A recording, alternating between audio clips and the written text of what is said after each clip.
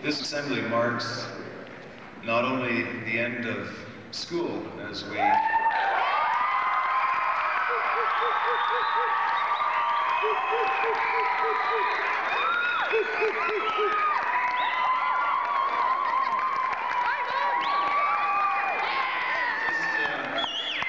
just looking at Mr. Earl walk in, I can tell that you'd like to be here for next week as well. But this week, this assembly also marks the end of the activities that were planned for Africa Week. And I think from the contacts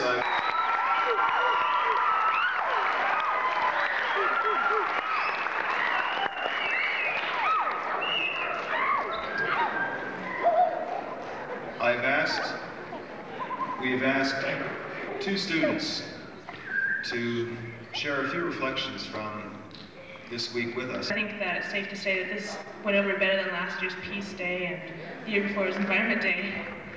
And I think the reason for that is because this time, when you think of Africa, some people, I know I did, think of famine and war and stuff. And although those things were kind of touched on a bit, the real focus was on the people. And, just like in the paintings of Ray Dirks, and some of the others, it was like primarily faces and stuff. And in the presentations the workshops, you learn more about the people. And I think if the school's purpose is to get us to care more about these issues, this time they did it right, because I know that I care more now about what happens in Africa than I did about 5 days ago, because now I know what people are like.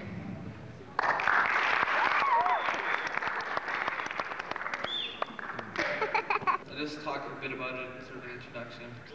It's about sort of a man who's on the highest peak in Africa, and he looks down on Africa and he sort of ponders sort of the whole spirit of it all. And you can sort of I'm sort of trying to make this guy to be the spirit of Africa himself, and so you can sort of see through his personality also the spirit of Africa. But I'll read it anyways. It was sort of written late last night, so but anyways. It's called The Spirit of on the Moundsea Peak. Arms raised, I clasp the hand of Amun-Ra, whose soft kiss burns my transparent cheek. I spot the pre-river of my people, its ancient waters lying north and far below. I see the thirsty camel kneel to sip, as vulture departs in search of other foe. The rhythm of my nation plays upon my eardrum. I hear the sweaty laughter of my race. Working together, they create the melody that joins the beat of each joyous face. Once again, I turn to the God of Sun and ask, why so many have been sacrificed for him? My mouth opens as my question is answered, to taste the tears that water fields of kin. Steam rises as rain contacts the heat.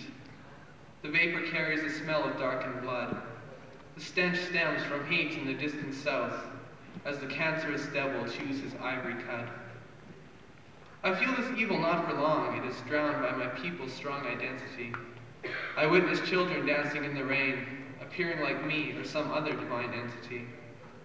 My spirit wept in joy as I experienced my land, and wished to capture the country I know. Though some would call upon tragic Melpomene, I prayed to the muse called Erato. The rain stopped, Amun-Ra descended into the earth. I spread my ghostly arms and leaped off Mount Kilimanjaro, to blanket the continent with my happiness and love, so community will partake in the joy of another tomorrow.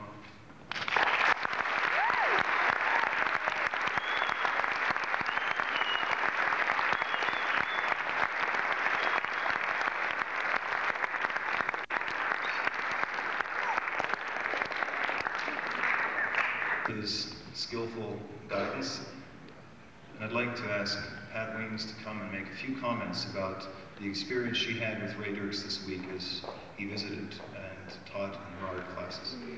To have Ray Dirks in their classes. We had a wonderful time with him, at least I did. I found it very refreshing, sort of a little break for me, and I know it was a break for the students because they get tired of the same teacher all the time. And he taught us some techniques that he uses He gave us insights on how to do different things. And one thing I think as the students learned, that watercolor is not as easy as it looks. You always think when you buy these little paint boxes that you can go home and you can paint wonderful pictures. But watercolor is a very difficult medium in which to work.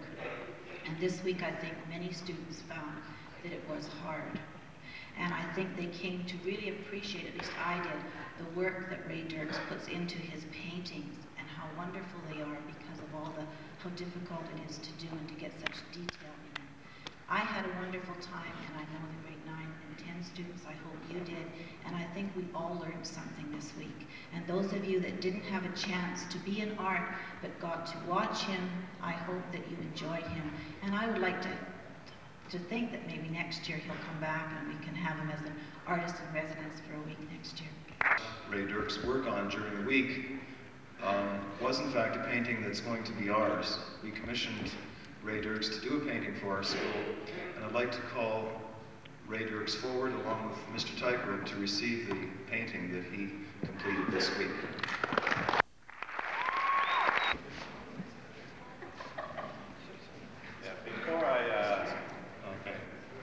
Before I hand this painting over, I'd like to just say a couple of things. First of all, I'll forget this, so I better say it first. The people who were in the classes, the grade 9s and 10s that were in the classes that I was involved in, if you've got a second after this is over, I'd like you to come down here. I'd like to give you something to remember the week by. I've had just a wonderful time here this week. It's nice to know that I still like people your age, and you I used to, and I know I do now again.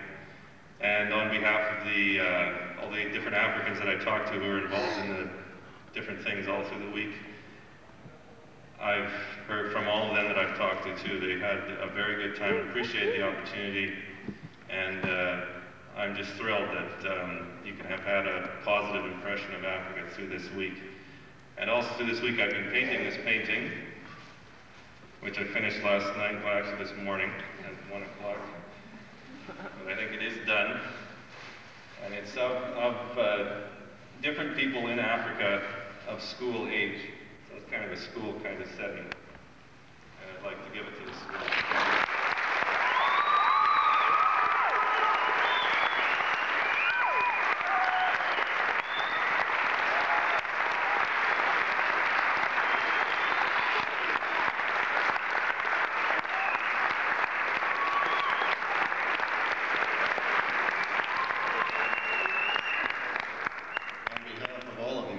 Accept this.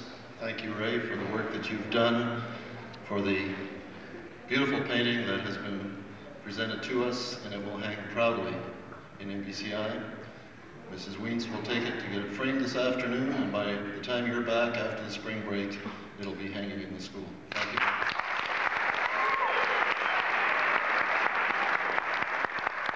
Just one more thing. I would like to especially thank Pat for allowing me to come into her classes. And also especially to Brian. He's done more work than any of you could ever realize. And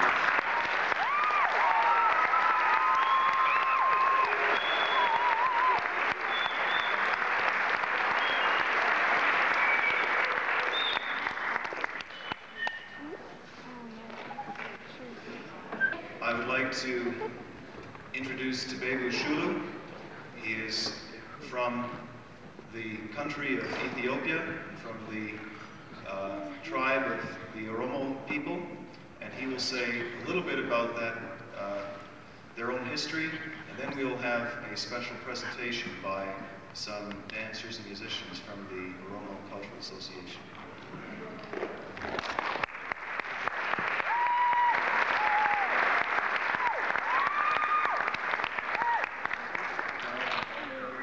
Good morning. It's an honor to be here and to be part of the process of educating you students. We are with Oromo Association of Manitoba, as Mr. Plate just mentioned. We come from part of what we call Ethiopia. And Oromos, they occupy the large portion of Ethiopia. And the language they speak is Oromo. And the people like to call themselves Oromo. And the land they occupy, they'd like to people, you and people of the world to know as Oromia. And that's what we've called ourselves for generations. We're proud to present the Oromo traditional dance. We are very few in number here in Manitoba, but it's a great opportunity to come here and to show you what Oromo tradition is like. And I hope you will learn something from it and enjoy it. Thank you.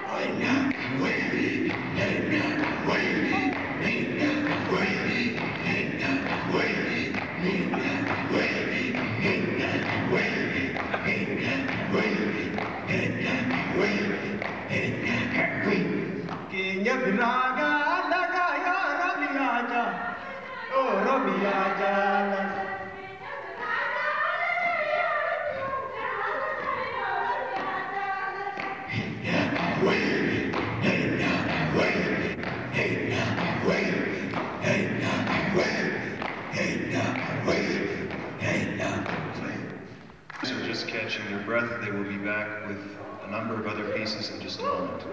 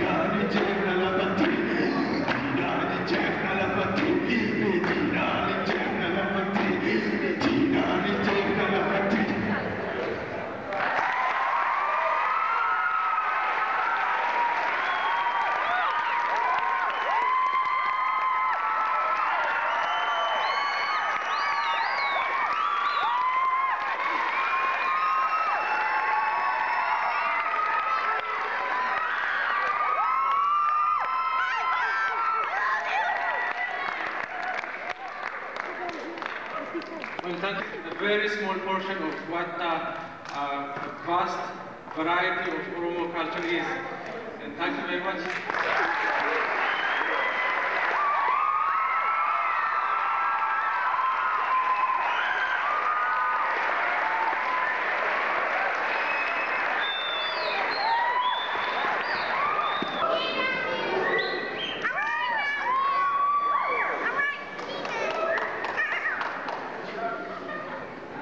As Mr. Plett has already mentioned, this brings to a close the Africa Week, the Focus on Africa Week. It's been a broadening experience for us, broadened our horizons, given us an opportunity to see a culture, a people, a land that we're not very familiar with, in a way that we don't see it in the news media. It's been an educational experience for us as a school. I think the week itself has been a highlight. There are a number of people that worked hard to bring this together. I'd just like to mention those people. I don't want to omit names of those who were a part of that committee. And I'll just check my notes here to make sure that I get the people in here.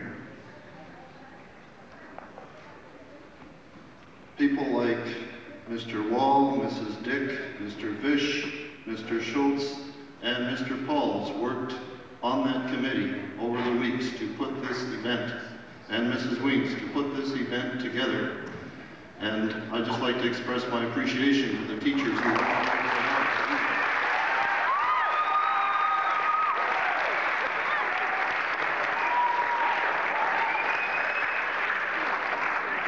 However, there's one person that conceived of this idea, envisioned how this thing would go, and what the week would look like, and how we would enjoy and benefit from it. That person is Mr. Plett.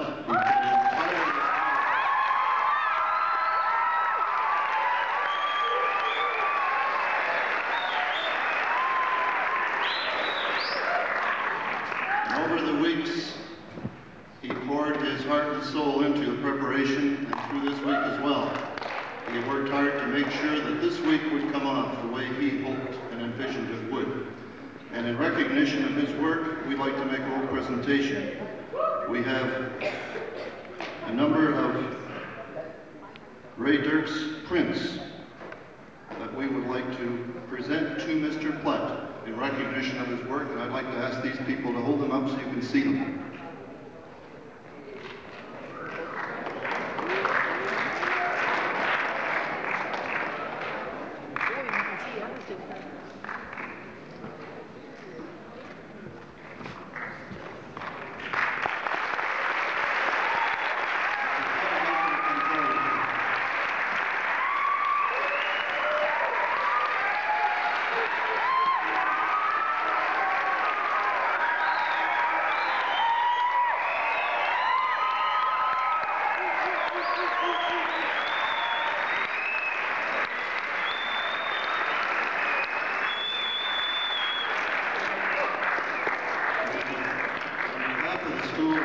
Thank you, Mr. Plett, for the work that you've done, and I'd like to make this presentation to you. I know you'll enjoy it. Thank you very much.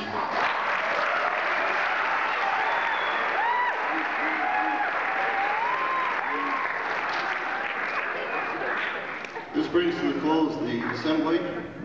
The junior highs will be going to period 4. The senior highs will be going to lunch.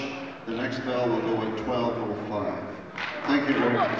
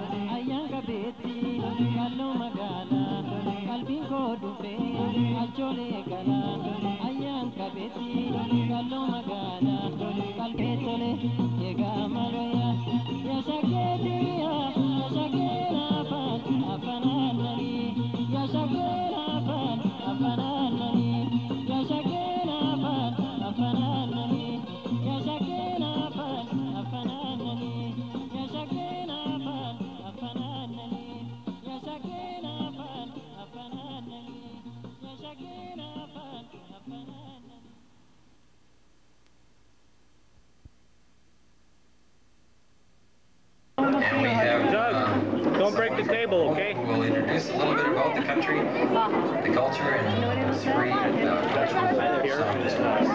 The moving parts of the sheeting over in my area. The people who live in the Horn of Africa, predominantly in the Empire State of Ethiopia, they make up about 50% of the population. Now they're going to present three songs, mainly vocal. There is no accompanying instrument. The first one is Shagoye. The second one is Ma Bure Bure Jeta. The third one again another Shagoye song, which is very physical type of dance. Sorry, but I have to. Welcome to the group. Thank you very much.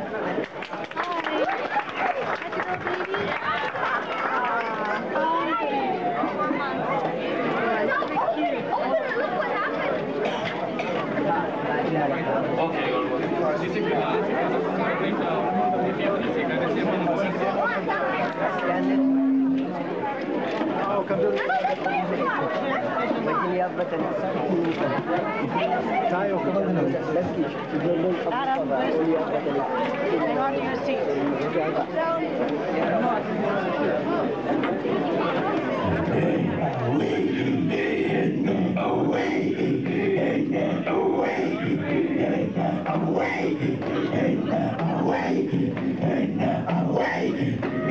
viraga lagayo Rabia jala la lo Rabia jala arka orka va lagayo Rabia jala la lo Rabia jala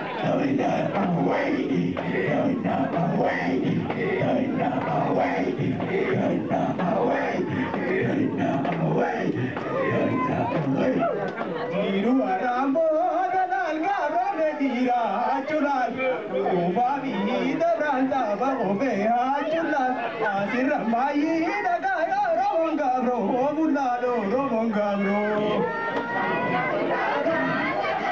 Rabia jala la Rabia jala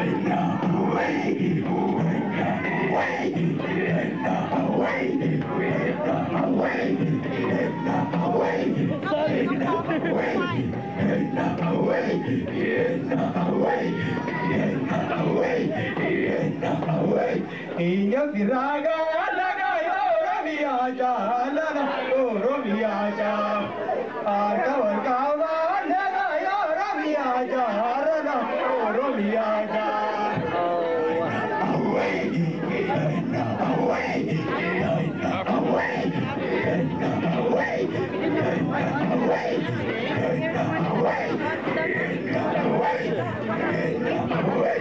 Inyo viraga lagayo Rabia jala Rabia jala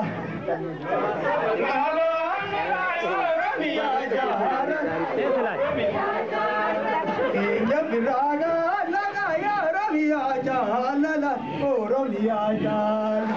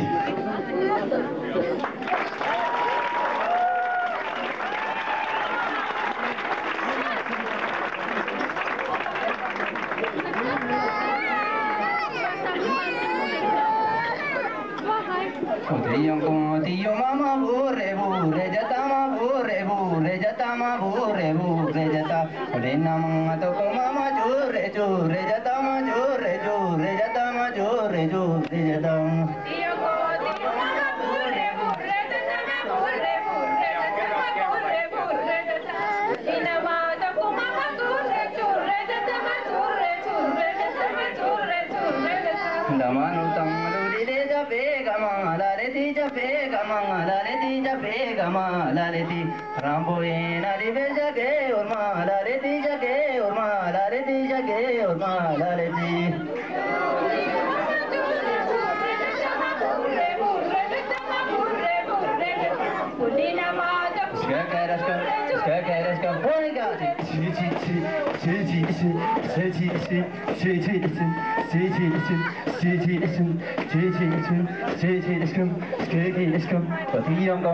mama bure bure jata ma bure bure jata ma bure bure jata binam to ko mama jure jure jata ma jure jure jata ma jure jure jata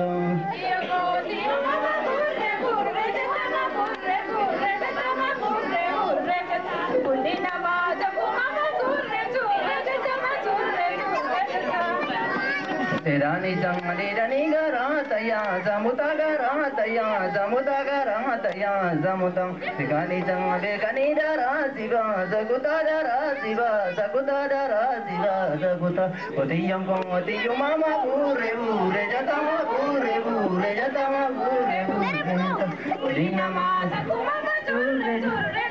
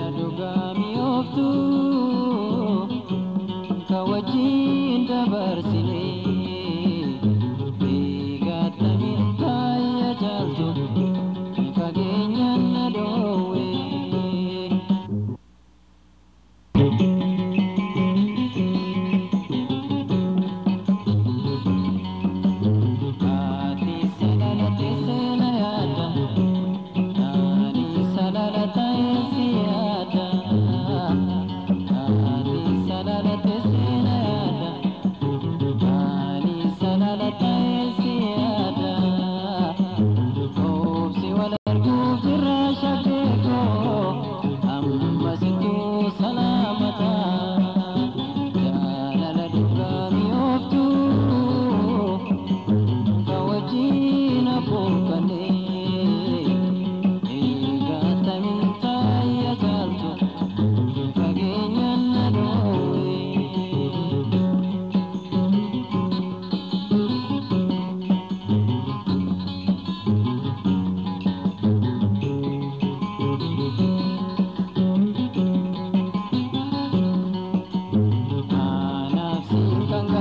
Got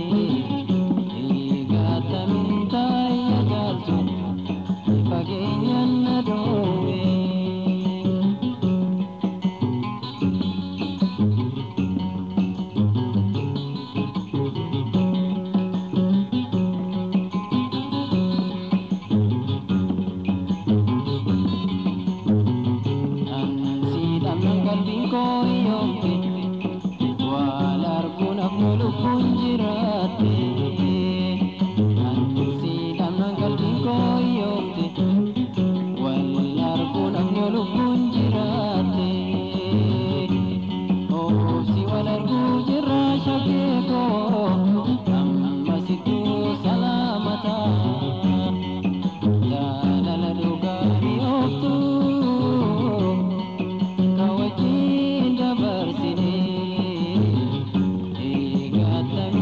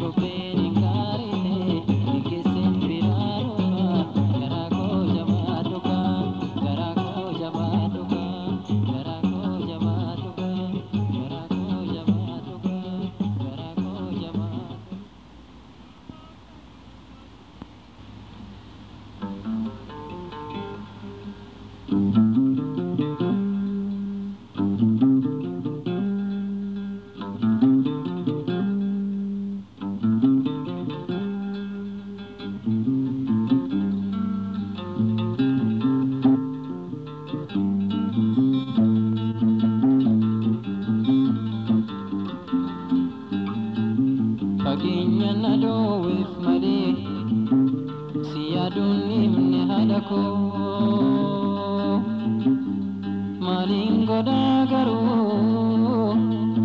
faginya tahamatu nagantai faginya nado wif mali siadun ibni ayoko malingo dagaru faginya tahamatu nagantai rakatu sirapi jira biluftu sobsitai ani mujan ke nagada ada kona yadini rakatu sirapi jira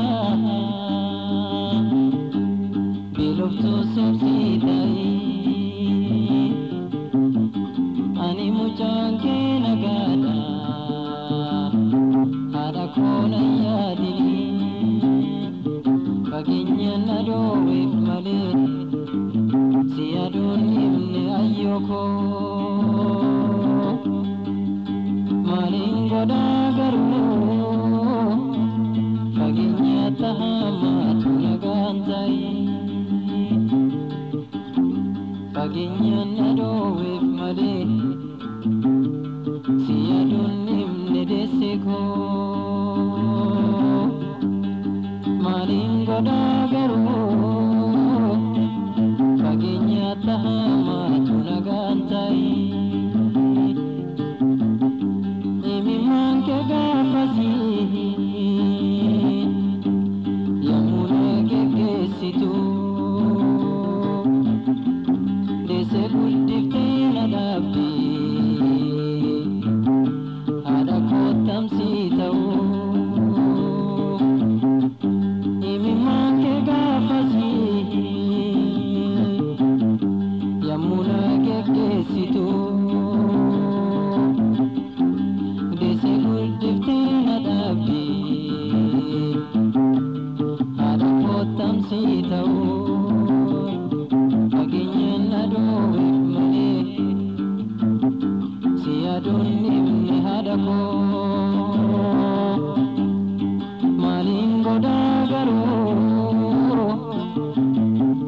faginya tahamatu nagantai bifajonu mageti nagudi surafite utusin darbin darbuuf deemta ada kotam sitau bifajonu mageti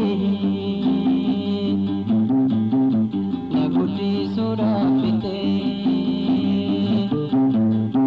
utusin darbin darbuuf deemta ada kotam sitau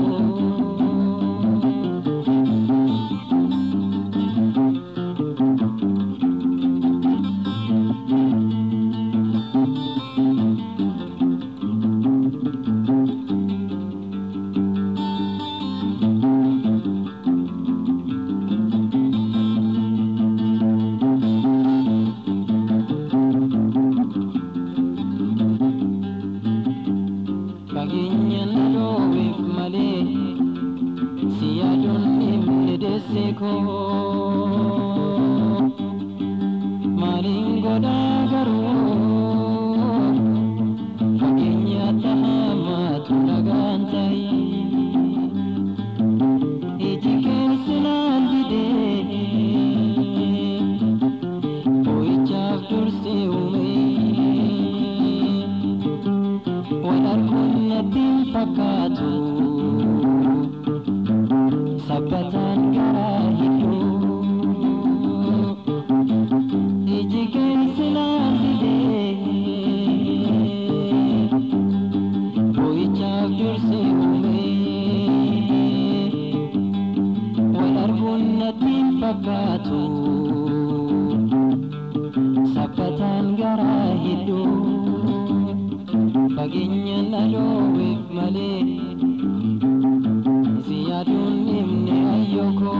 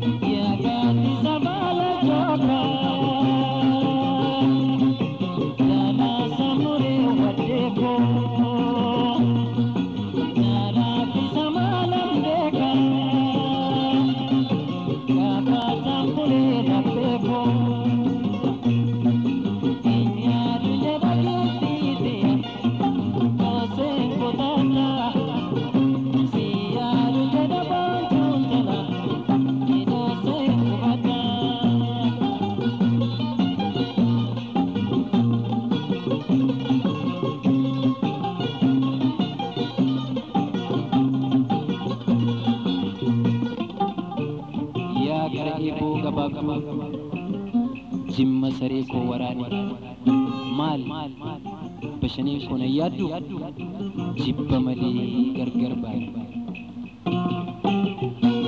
maal bashaniin na yaaddu jibba malee gargar baane maal na yaaddu jibba malee gargar baane